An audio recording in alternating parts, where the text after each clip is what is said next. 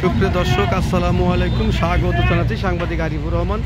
Europe প্রবাসী বাংলাদেশ জাতীয়তাবাদী দল পর্তুগাল বিএনপির আহ্বায়ক ও যুক্তরাজ্য টাঙ্গাইল জেলা জাতীয়তাবাদী ফোরামের সভাপতি আবু ইউসুফ তালুকদারের বাংলাদেশে আগমন উপলক্ষে টাঙ্গাইলবাসীর পক্ষ থেকে সুস্বাগতম।